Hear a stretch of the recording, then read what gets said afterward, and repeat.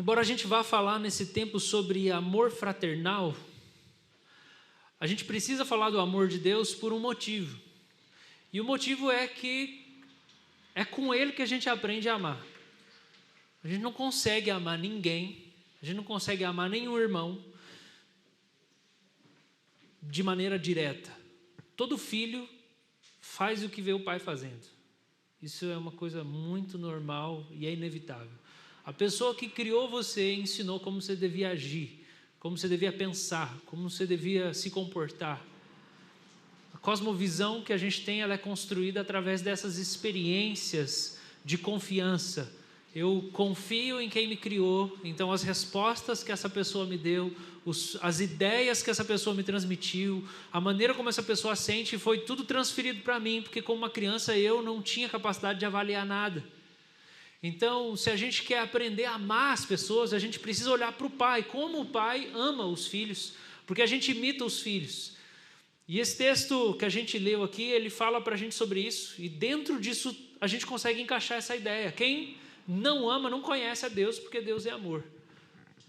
Quem não ama não conhece a Deus, porque Deus é amor.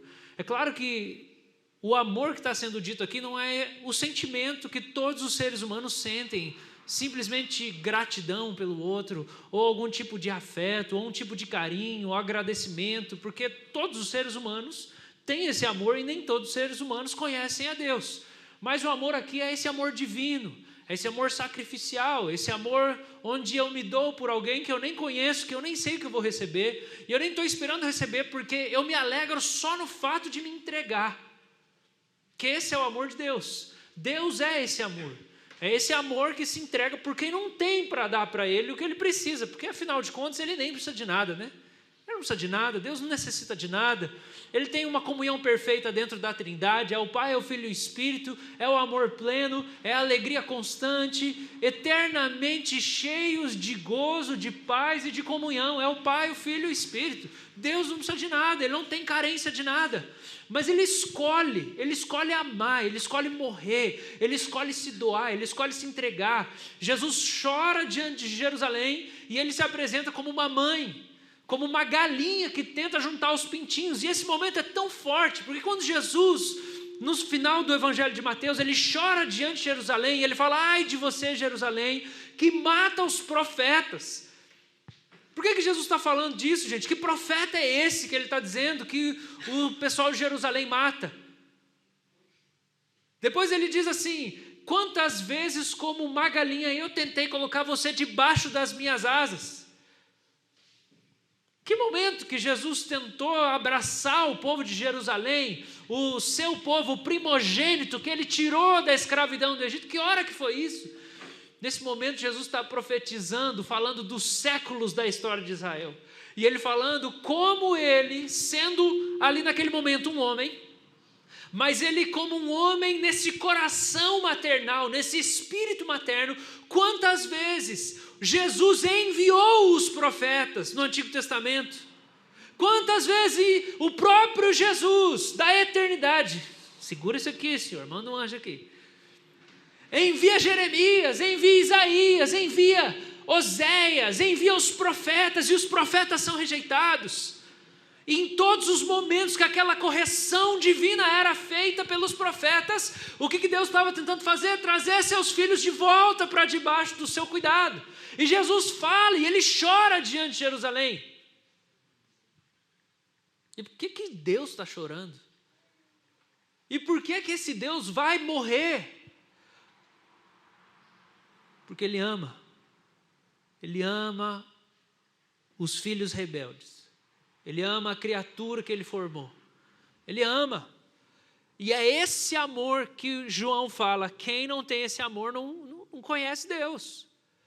Quem não está disposto a se sacrificar, quem não está disposto a dar, porque o Deus que amou o cosmos deu seu Filho, quem não está disposto a entregar, não tem esse amor, que não é só sentimento e não é só ação.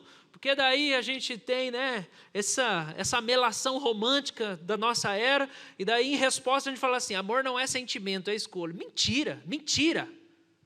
Amor é sentimento sim, e amor é ação também. porque foram as ternas misericórdias infinitas de Deus. E misericórdia é sentimento, é sentir miséria, é sentir a sua dor. Deus sentiu a miséria humana, ao ponto que Ele agiu e Ele fez alguma coisa, Ele deu o melhor que Ele tinha, Ele deu o seu filho, Ele morre, Ele depois resgata o seu filho, e Ele está trabalhando, e o Espírito Santo com muita paciência morando dentro desses negócios aqui que nós somos. Então, gente, por favor, amor é sentimento. Deus não é um robô, Deus não é frio, Deus não é pura razão, Deus não é pura ação, Deus não é o Deus lá de Aristóteles, a força imovida, Deus não é um motor imovido, Deus não é um motor. Deus é coração. Deus é coração, e Ele está sempre procurando o coração das pessoas. É amor, que é sentimento, que é entendimento, que é ação. É tudo isso. E a gente tenta fatiar, mas não vai dar certo. Daí não vai ser amor. Quem não conhece esse amor, não conhece Deus. Quem não ama, quem não sabe o que é sentir a dor de alguém desconhecido, parar o carro no meio da rua para comprar um lanche para alguém, tirar a blusa do corpo para dar para alguém que está passando frio, e você nem sabe quem é essa pessoa, e você nunca mais vai ver ela, e fazer uma oração e tentar o máximo possível que você pode oferecer. Semana passada conheci o Jean, fui abastecer o carro, e daí o rapaz perguntou se queria trocar a pastilha do retrovisor. Troque a pastilha para não rasgar o seu vidro. E daí eu falei, pode trocar. Fui pagar, daí tinha esse rapaz, ele tinha mexido no lixo, grandão assim, devia ter uns, 30, 40 anos. E daí ele falou, compra um negócio para mim. Irmãos, eu vou contar o testemunho completo. Quando eu vi ele, eu falei, que esse cara não venha pedir nada para mim. Porque eu sou um pecador. Mas o Espírito Santo de Deus me convenceu, me converteu no posto. Eu já tinha pensado que esse cara não vem aqui falar comigo, deve estar fedendo e tal. Claro que está fedendo, ele está na rua, ele mora na rua. Mas Deus não está nem aí que esse cara está fedendo, porque Ele ama esse cara.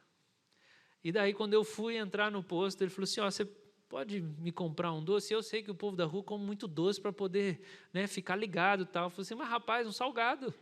Não, mas pega uma Fanta. O cara queria uma Fanta. Irmãos, tem gente que ouve um cara pedindo uma Fanta e ainda acha ruim. Pô, o cara quer escolher. Não, o cara não tem nada, pelo amor de Deus. Você não pode dar uma Fanta sem reclamar? Você que precisa ser salvo. Não, o cara é exigente. Mano, o cara não tem nada. Faz um mês que o cara não toma banho. Ele tem uma fé muito grande de que você vai dar uma Fanta para ele. Aí eu fui, peguei a Fanta, falei, mas nem um salgado? Um salgado, fica tranquilo. E daí, enquanto eu entrava no posto, eu lembrava que Jesus falou, toda vez que você receber um pobre, um miserável, é a mim que você está recebendo. Falei, Jesus, então é o Senhor que eu vou servir ali. Eu vou pegar a Fanta, eu vou pegar um salgadão aqui e como é que chama aquele chocolate?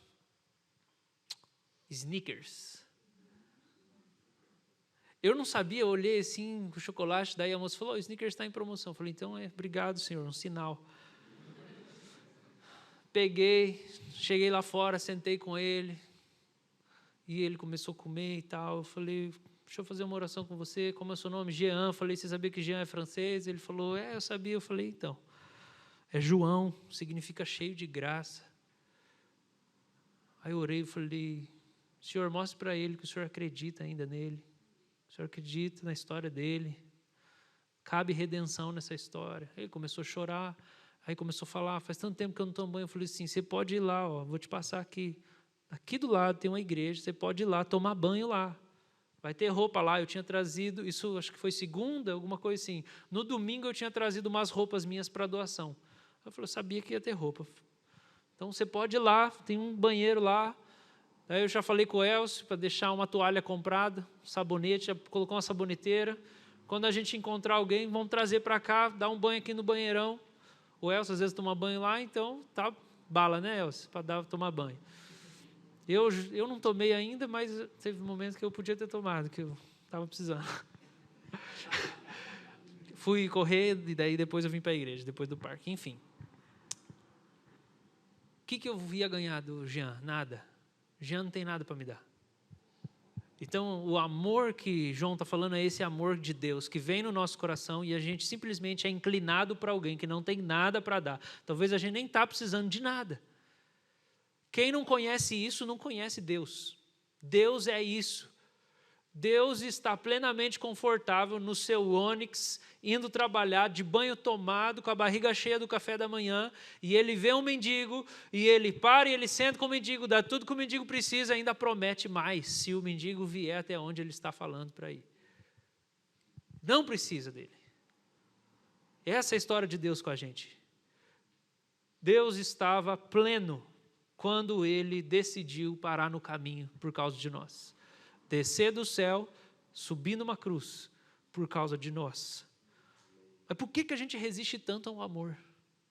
Por que amor gera algum incômodo na gente? Por que amor incomoda a gente? Parece que talvez a gente comece a falar, Deus é amor, você já lembra daquela igreja, Deus é amor, você já esquece até que é um versículo da Bíblia, pensa que é um clichê só.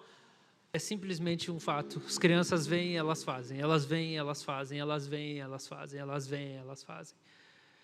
A pergunta é, você vê o que Deus, o Pai, está fazendo?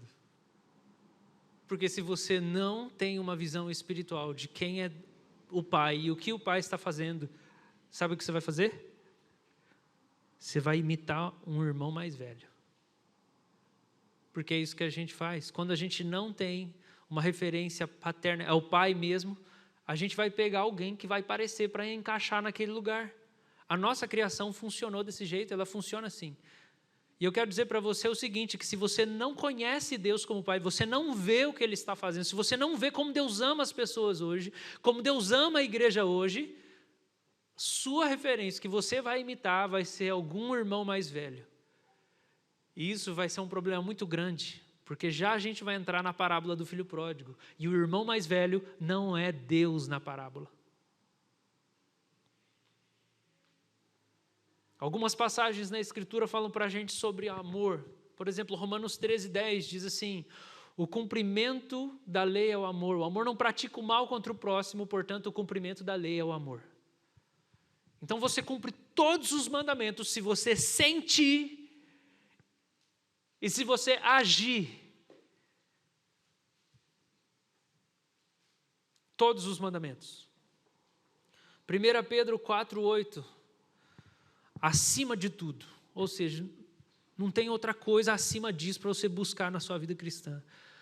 Tenham amor uns para com os outros, porque o amor cobre multidão de pecados. E é isso que o Pai está fazendo em Cristo Jesus, reconciliando consigo o mundo. E se a gente olha para o Pai, a gente aprende a perdoar as ofensas, a gente aprende a perdoar os pecados. Se tem uma coisa que o diabo quer fazer, é atacar e trabalhar na igreja naquilo que é a particularidade de cada um. Então, algumas pessoas perdem a fé ao longo da caminhada porque elas começam a ler coisas que são complicadas demais, filosofias vãs que desconstroem a verdade, e daí elas perdem a fé no caminho. Mas eu não acho que essa é a maioria das pessoas. Agora, tem um jeito que o diabo trabalha para comer a sua fé. John Piper fala isso, né? Ele fala que Satanás come a sua fé no café da manhã dele. É isso que ele faz no café da manhã, ele devora a fé. Tem uma coisa que ele faz, que é o que é próprio de diabo. O que significa diabo? O nome diabo é o quê? Aquele que divide. Satanás é adversário. Diabo é o que divide. Sabe como é que o diabo faz para matar a fé de alguém? É só fazer essa pessoa não gostar de alguém dentro da igreja, acabou. Às vezes não é nem motivo bíblico, não é nem motivo real mesmo, de alguma coisa, não é espiritual, a fé não é perdida por causa de algum falso ensino. A fé é perdida simplesmente porque o diabo colocou uma divisão entre você e alguém que você ficou ofendido, e você não conseguiu perdoar, isso virou uma raiz de amargura no seu coração, e sufocou o fruto do Espírito, porque a erva daninha faz assim. Ela funciona desse jeito. Se você não arranca uma erva daninha pela raiz, ela continua a crescer as raízes por baixo da terra. E ela começa a estrangular as outras plantas que estão ali tentando dar fruto. Então a raiz de amargura, se ela não é tirada pela raiz mesmo, a amargura, o que acontece? Ela vai se envolver nas raízes do fruto do Espírito, e ela vai sufocar, estrangular o amor. E daí você perde a fé, não é porque você entrou numa crise de fé, mas é porque você azedou por dentro, porque você não perdoou, e acima de tudo o amor, por quê? Porque ele cobre multidão de pecados, e é isso que o nosso Pai está fazendo em Cristo Jesus, chamando os homens para receberem o perdão, para a reconciliação. E se a gente vê o que o Pai está fazendo, a gente faz a mesma coisa que o Pai. Colossenses 3,14. Eu acho que não é esse não, Davi. Colossenses 3,14 fala, acima de tudo isso, é parecido com o outro de Pedro, esteja o amor, que é o vínculo da perfeição. É o vínculo da perfeição, é o amor. Gálatas 5,6, porque em Cristo Jesus nem a circuncisão e nem a incircuncisão tem valor algum, mas a fé que atua pelo amor. Como é que você sabe o tamanho da fé de alguém? Ela se manifesta em amor. Fé é uma coisa pequena, Jesus falou já, tamanho de uma semente de mostarda. Fé é uma coisa que fica escondida, e ela ensina a gente a ver com os olhos do coração. Como você vê a fé de alguém? Tiago vai falar que são as obras, mas aqui Paulo diz que a fé se manifesta pelo amor, e é isso que importa. É isso que importa. Como você sabe que você anda com Cristo, que você cresce na vida cristã? É que o seu amor cresce. Talvez dois dos grandes sinais de cristãos cheios do Espírito Santo no nosso tempo, seja permanecer a vida toda casado com a mesma pessoa e a vida toda congregando na mesma igreja. Por quê? Porque as ofensas vêm com o tempo. Dentro do casamento as ofensas aparecem, dentro da igreja as ofensas aparecem. E como que geralmente aparece? Porque você vai desgastando a relação. As pessoas vão repetindo os mesmos defeitos, elas vão repetindo os mesmos erros, as mesmas coisas, e você vai cansar. E passa 5 anos, você já fala, cara, meu Deus, não aguento mais. Passa 10 anos, mas nossa, é a mesma coisa, toda vez você começa a pegar raiva. Só que deixa eu falar uma coisa, em 10 anos, que você está desgastando essa relação, o fruto do Espírito não está crescendo nada dentro de você?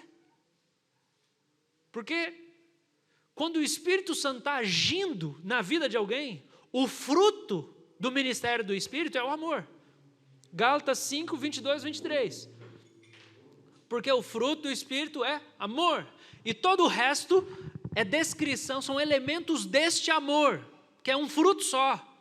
Amor, paz, alegria, longanimidade, que é paciência, é você continuar animado depois de muito tempo.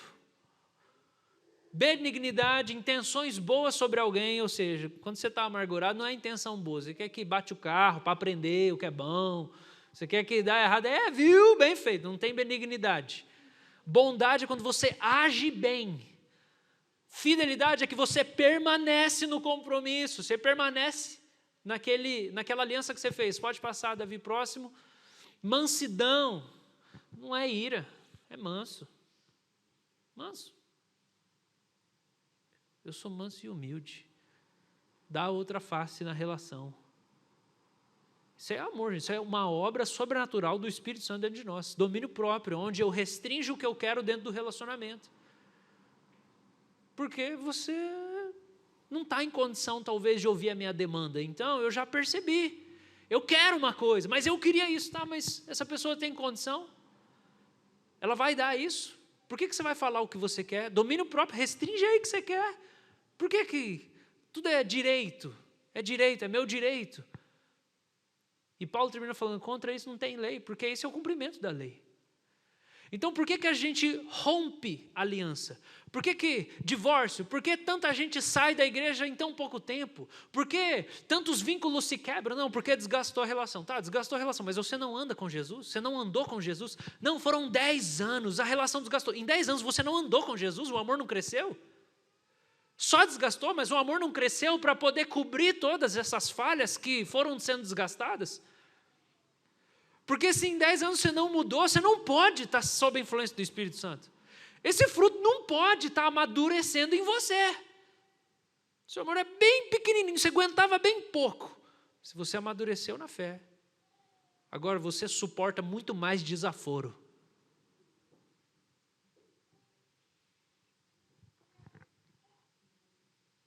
Primeira Coríntios 12, 31 fala, esse é o caminho sobremodo excelente. Não tem uma coisa melhor. Depois de tudo, depois de você buscar os melhores dons espirituais, que é o que a gente quer. Agora vamos falar de um negócio que é mais excelente do que ter os dons presentes na nossa vida?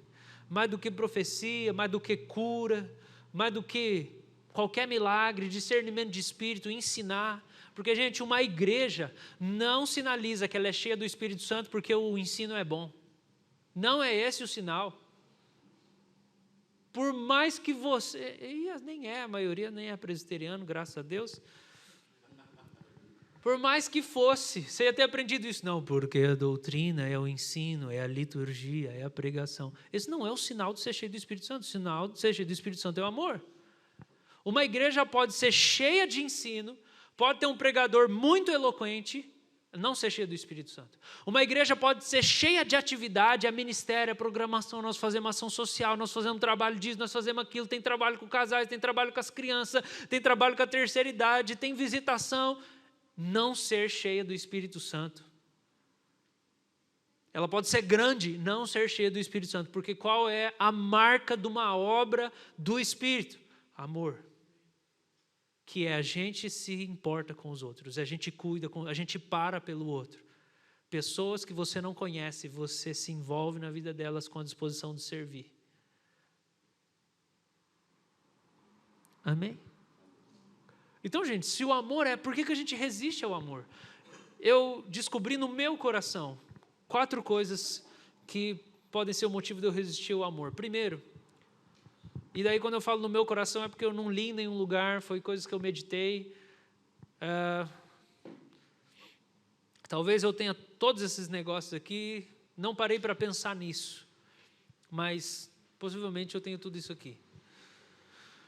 A gente pode resistir ao amor primeiro porque a gente sente que foi pouco amado na nossa história. E tudo aquilo que é diferente nos dá estranhamento. Se você foi pouco amado, ou você sente que você foi pouco amado, você tem uma resistência com isso, porque você não viu isso em ação. Você não viu isso funcionar. E talvez você pense, não, a resposta não é isso, a resposta é disciplina. Você tenta pensar em várias respostas, para tentar colocar no lugar da ausência do amor. Mas a ausência do amor deixa um buraco em nós. Então a gente pode resistir, pensar, não é exatamente amor que a gente precisa.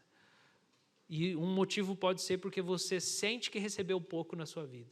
Talvez você recebeu pouco mesmo, talvez você que não saiba receber, que tem um coração duro.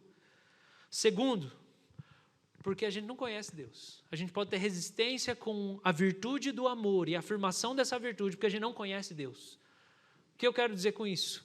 Quando Jesus está com a mulher samaritana, ele fala assim, vocês samaritanos adoram quem vocês não conhecem. E a gente pode ser bem religioso, bem devoto, bem comprometido com a igreja, bem até disciplinado, e a gente não conhece o amor de Deus. Por quê? Porque os fariseus jejuam 2 dias na semana, irmãos. E eles dão o dízimo de tudo, mas eles não conhecem o amor de Deus. Nós podemos ter muitas práticas religiosas e adorar quem não conhecemos, que é um Deus que é amor.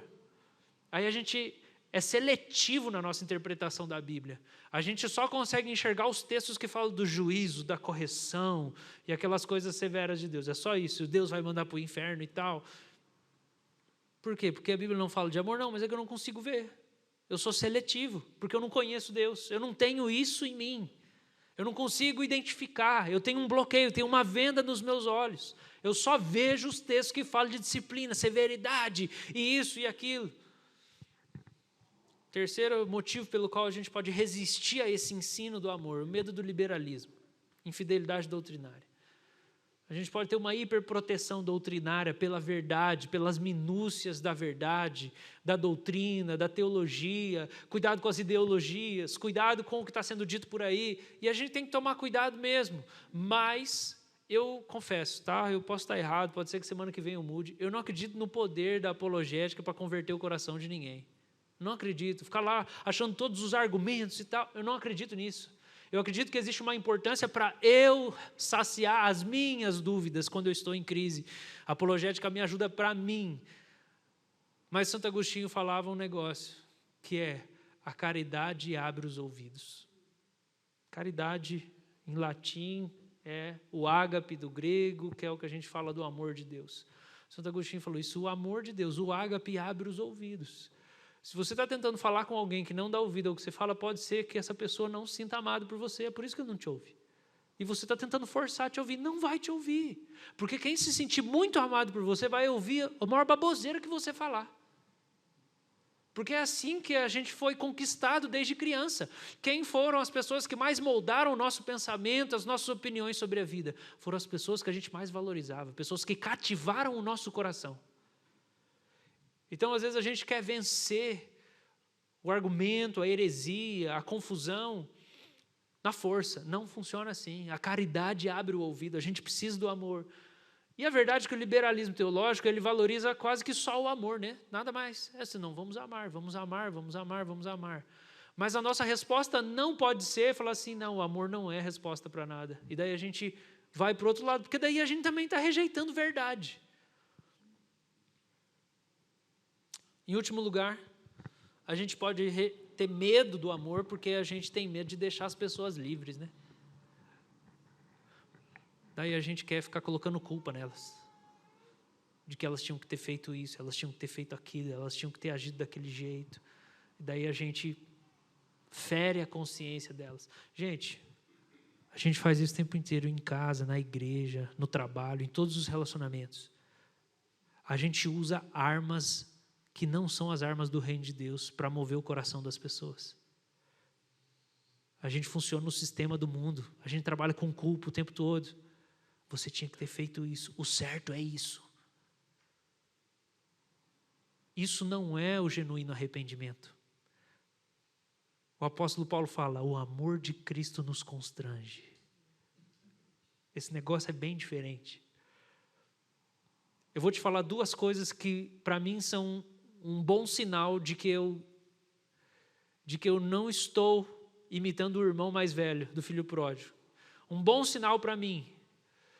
Primeiro é quando alguém se sente à vontade o suficiente comigo para numa conversa contar seus pecados e suas fraquezas. Para mim esse é um sinal. Esse é um sinal. Você, peraí, eu acho que eu estou no amor. Porque os pecadores não estão com medo de se abrir comigo, como aquela mulher fez nos pés de Jesus e tantas pessoas com quem ele encontrava. Então, quando as pessoas espontaneamente falam suas falhas e defeitos para mim esse é um sinal que eu falo para você, eu acho que eu estou no amor. Outro sinal é quando eu estou em algum ambiente, em algum lugar, pode ser familiar, pode ser com amigos ou gente da igreja, e alguma coisa muito absurda e pecaminosa é falado. E eu não fico com raiva.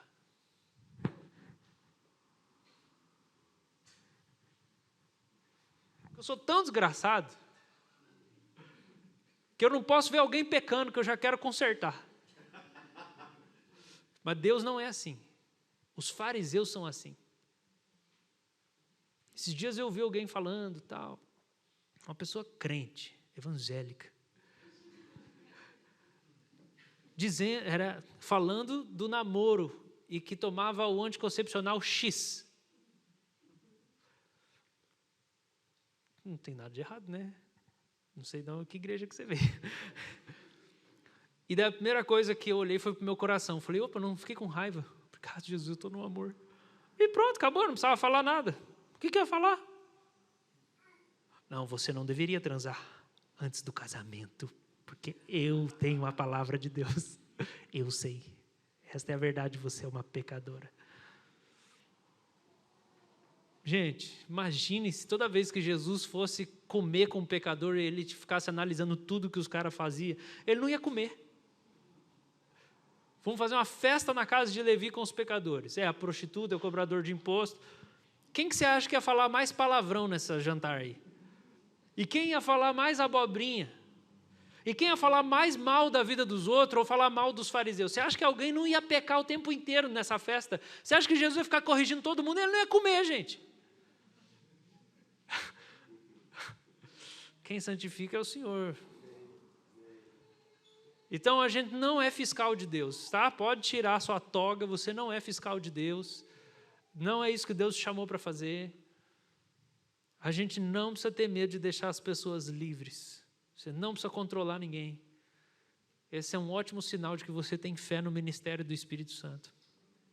Quantas vezes pessoas da igreja já vieram falar como foram ministradas pelo Senhor, por uma palavra, por uma mensagem, por um estudo, e não era nem o assunto que a gente estava falando.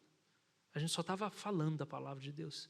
E o Espírito Santo pegou lá e com a espada e cortou. Amém, gente? Você pode ser livre desse... O que é isso? É um demônio? É o quê? É só um hábito? Você pode ir embora daqui hoje em paz, sem reclamar de nada, sem cutucar ninguém no carro, sem reclamar, falar que alguém está errado, ou falar mal de algum político hoje. Você pode não ser um fariseu só por um dia só um dia, só hoje. Sai aleluiado daqui, sai crente hoje mesmo, de verdade, igual Jesus. Eu quero ir com você agora, então, para a parábola do filho pródigo. Vai lá comigo, pega a sua Bíblia, Lucas 15.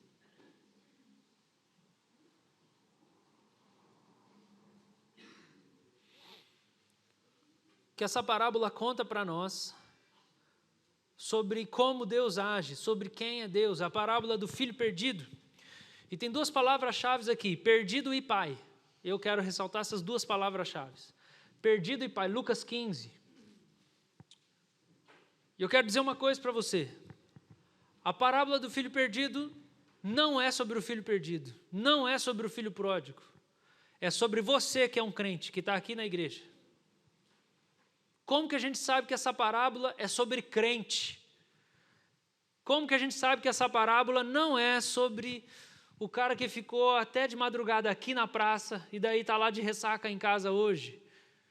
Como que você sabe que essa parábola não é sobre um desviado, mas essa parábola é sobre um crente que está no culto hoje de manhã?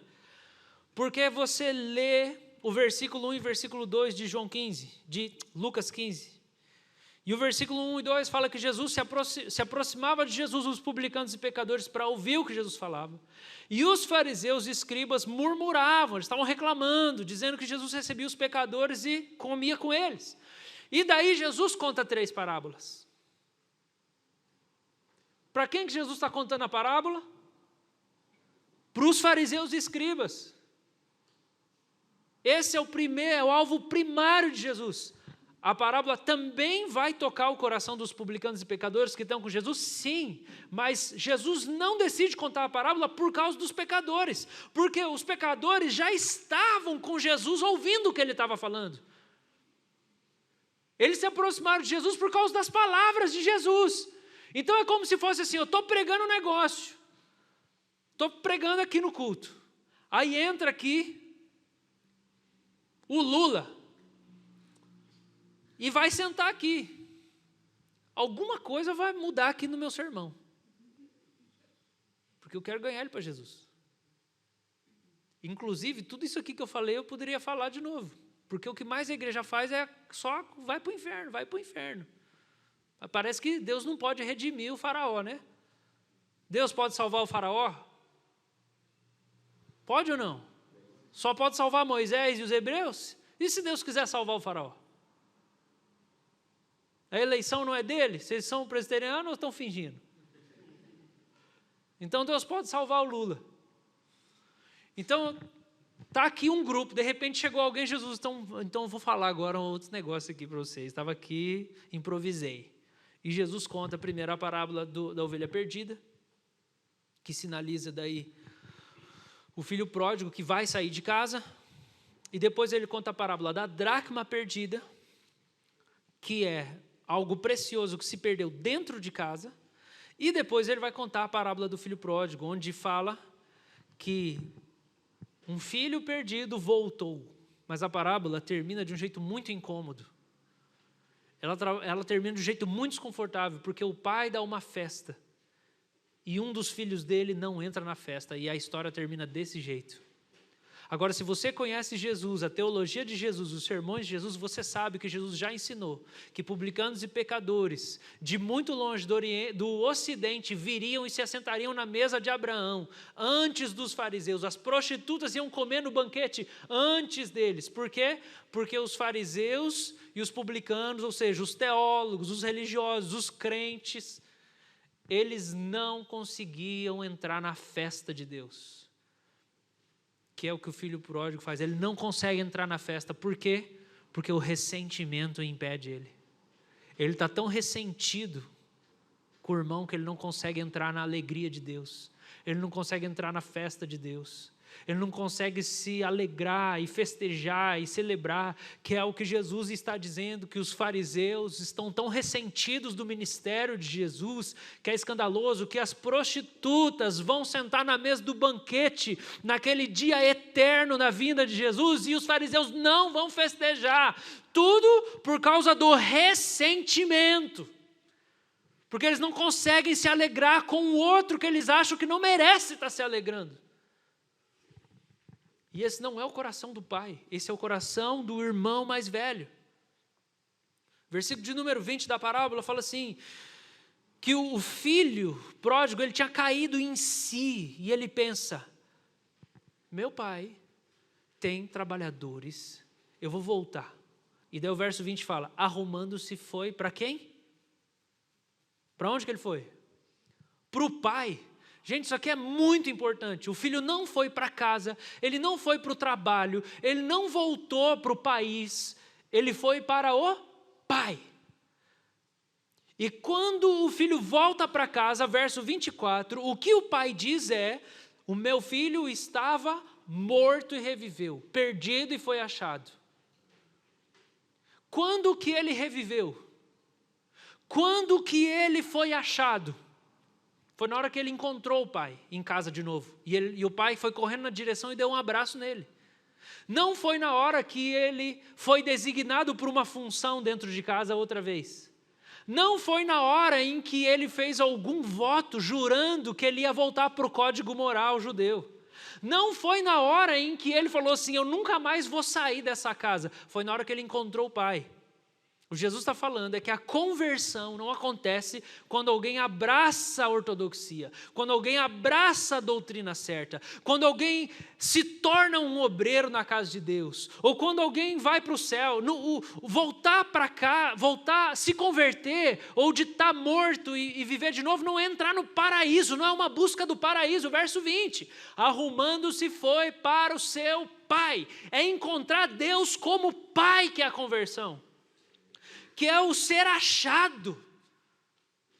E ele está falando isso para os fariseus, gente.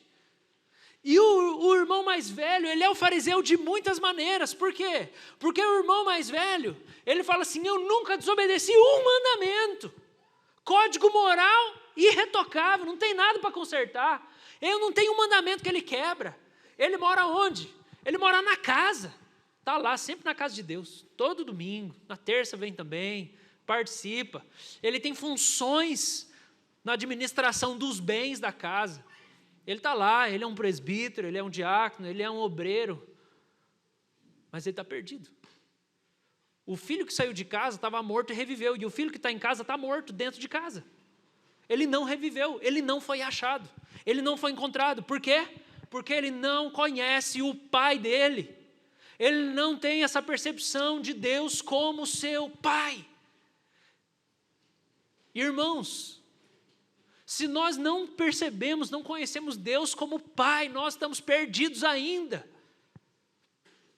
E nós adoramos quem não conhecemos, porque Deus não está procurando nem adoração e nem trabalhador.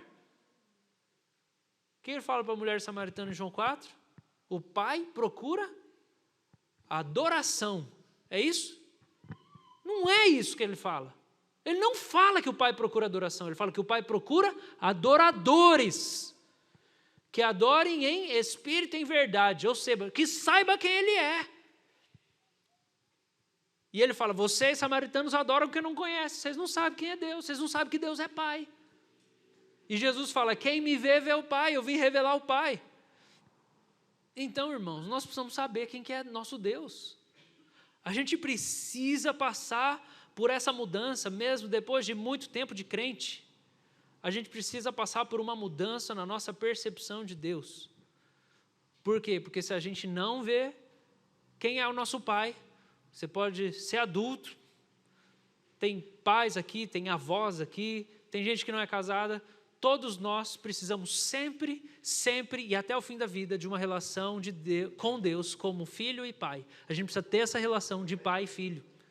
Não importa. Por quê? Porque se você não tem essa referência de pai, ainda depois de velho foi pesado, né? Ainda depois de maduro, se você não tem, eu vou dizer para você, porque o nosso coração é irremediavelmente adorador, irremediavelmente imitador.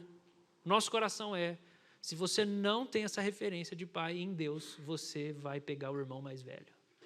E o que mais acontece com um crente velho, meu mentor Pezzini, José Carlos Pezzini, Dr. Pezzini, ele fala assim: pastor velho vira bode. Ele fala, crente velho vira bode.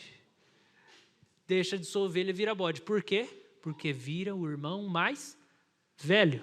Quanto mais velho fica, mais crítico fica, mais chato fica. Já viu os crentes velhos? O cara passou em 50 igrejas. Ele chega aqui, ele sabe tudo como é que a igreja tinha que funcionar. Ele nunca plantou nenhuma, mas ele sabe tudo.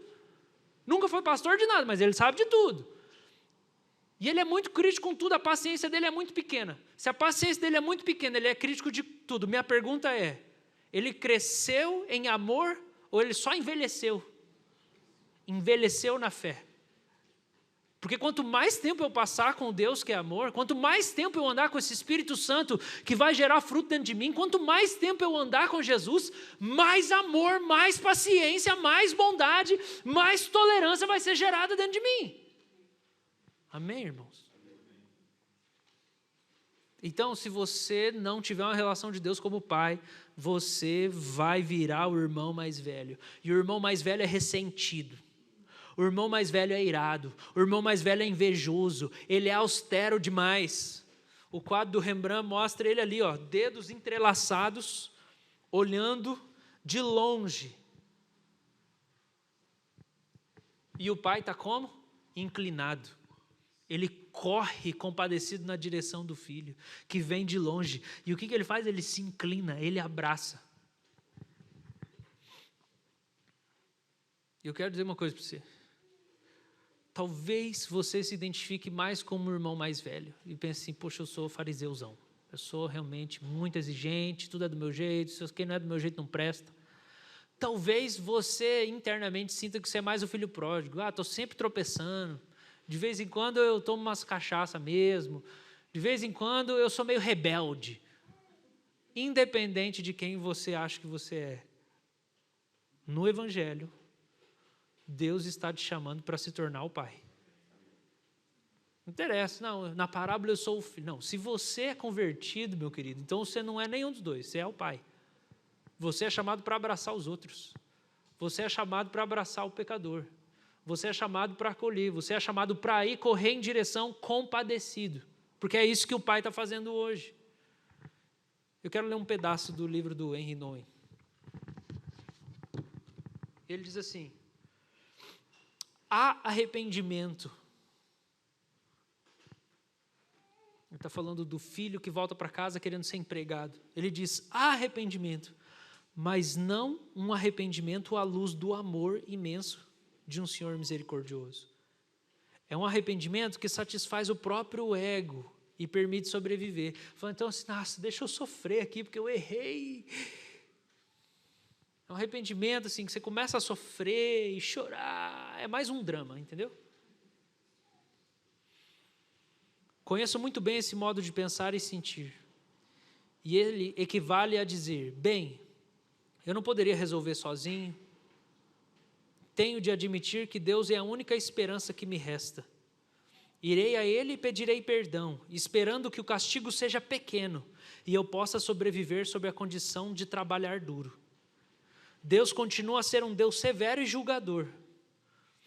É esse Deus que me faz sentir culpado e temeroso. fazendo-me continuar procurando justificativas. O filho chega e fica explicando, não, mas assim, ó, eu tenho uma ideia, pai, vamos fazer assim, eu não vou trabalhar, eu não vou ser filho mais, não precisa de herança de novo, eu vou ficar de empregado. O pai não quer nem saber, porque ele não precisa nada disso da nossa parte para nos amar, para nos abraçar, o amor dele é eterno. Ele já nos amou, nos escolheu, nos redimiu em Cristo Jesus, está nos transformando, mas assim, é o amor que já está posto, já é pleno.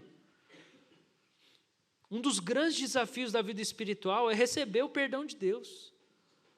Há alguma coisa em nós humanos que faz que nos apeguemos aos nossos pecados e impede-nos de deixar Deus banir o nosso passado e nos oferecer um recomeçar inteiramente novo. Às vezes até parece que quero provar a Deus que a minha miséria é grande demais para que eu a supere. Embora Deus deseje me devolver a total dignidade da filiação, fico insistindo que me contentarei em ser um servo eventual. De vez em quando, Senhor me usa. De vez em quando, porque eu não sou digno. Mas será que desejo mesmo voltar a ter a responsabilidade de filho? Será que almejo ser completamente perdoado, de modo que se torne possível começar uma nova vida? Será que eu quero começar de novo mesmo? Será que confio em mim e numa regeneração total? Desejo me afastar da rebelião profunda contra Deus e me entregar inteiramente ao seu amor, de um modo que uma nova criatura possa surgir? Receber o perdão de Deus exige uma absoluta aceitação para deixar Deus ser Deus e fazer toda a cura, restauração e reparos. Enquanto eu mesmo quiser fazer isso, me curar, só obtenho soluções parciais, como a de ser um empregado. Como tal, posso manter certa distância. Então eu vou ser empregado, daí eu nem chego muito perto do Senhor. Posso me revoltar, repudiar, fazer greve, ir embora, ou me queixar do salário. Com o filho amado, devo exigir todo o respeito e começar a me preparar para ser o pai. Então existe uma diferença, né? Por que a gente se contenta em ser tão miserável assim na nossa caminhada com o Senhor? Porque a gente não quer a responsabilidade de se tornar o pai. E o plano de Deus para nós é esse, é que a gente aprenda a ter responsabilidade pelos outros que estão perdidos também. Então esse é o chamado de Deus. A gente se torna filho para que a gente possa ficar parecido com o pai. Agora, para isso acontecer com a gente precisa abrir o nosso coração e entender que Deus não é um homem irado. Porque Tiago 1,20 fala que a ira do homem não produz a justiça de Deus.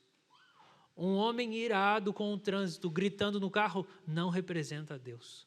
Um homem irado em casa, gritando porque qualquer coisa, não representa a Deus. Deus não é um homem irado. Essa não é uma boa representação de Deus. Aí quando você fala de amor, talvez algumas pessoas, não, mas tem que bater, tem que dar umas palmadas aí. Sim, Deus corrige o filho que Ele ama, aceita todo mundo que Ele açoita todo que aceita. Está na palavra. Mas se toda semana você leva uma pancada, toda vez que você sai do curso e fala assim, nossa, Deus me arrebentou hoje. Meu, isso aí é a violência doméstica. Se toda semana Deus tem que dar uma porrada em você, você não é um ser humano, não é possível. Ou você não é um ser humano, ou isso não é Deus. Você está pondo em Deus isso, mas Deus não é assim. Mas a gente tem esse negócio, né? Nossa, Deus acabou comigo, essa palavra me arregaçou. Essa linguagem, será que é isso mesmo? Deus arregaçou você? E daí, o problema é que as linguagens, elas vão criando bloqueios. A gente não consegue falar, Deus me ama. Cara, como Deus me ama, como eu me sinto amado. A gente chega em umas canções que a gente canta aqui que talvez você trave assim. Nada me impressiona mais do que o jeito como me amas. Ah, tá bom. Virou o cara lá do você é o centro do coração de Deus. Não, irmão, mas a glória de Deus é o que Ele está fazendo por nós em Cristo Jesus para nos redimir e nos acolher. Então eu quero dizer para você, Deus não é um homem irado. Um homem irado não representa Deus. E existem momentos sim que Deus te corrige, mas essa relação com Deus não é uma relação de porrada o tempo inteiro. Você pode estar colocando em Deus aquilo que veio da sua história, aquilo que veio do seu passado.